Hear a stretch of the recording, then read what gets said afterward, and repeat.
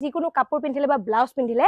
আপোনাৰ এইখিনি অংশত বহুত বেছি চৰ্বি দেখা যায় আৰু আপোনাৰ এইখিনি চৰ্বি খুব সোনকালে কম কৰা মন আৰু আপোনাৰ যদি এইটো সমস্যা হৈছে তেনেহলে মই আজি আপোনাক কেইটামান এনেকুৱা সহজ ব্যায়াম শিকাম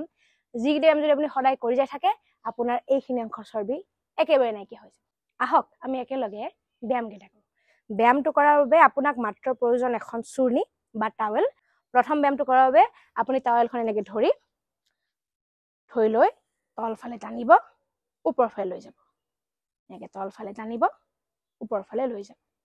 ব্যায়ামটো আপুনি এনেকৈ 50 বাৰ পুনৰাবৃত্তি কৰিব 2 নম্বৰ ব্যায়ামটোৰ বাবে আপুনি একেই ধৰণে টাৱেলখন এনেকৈ ধৰি লৈ দুখন এনেকৈ সাইডৰ ফালে নিব আৰু আনটো সাইডে নিব এনেকৈ আপুনি ব্যায়ামটো দুইটা সাইডে 20 বাৰকৈ পুনৰাবৃত্তি কৰিব 3 নম্বৰ ব্যায়ামটোৰ বাবে আপুনি টাৱেলখন এনেকৈ ধৰি লৈ সন্মুখৰ পৰা পিছফালে নিব পিছফালৰ পৰা সন্মুখৰ ফালে আনিব এনেকৈ আপুনি ব্যায়ামটো 50 বাৰ সময় পুনৰাবৃত্তি কৰিব এই গোটেইকেইটা ব্যায়াম আপুনি এমাহ সময় কৰি চাওকচোন আৰু আপুনি দেখিব আপোনাৰ পিঠিৰ এইখিনি অংশৰ চৰ্বি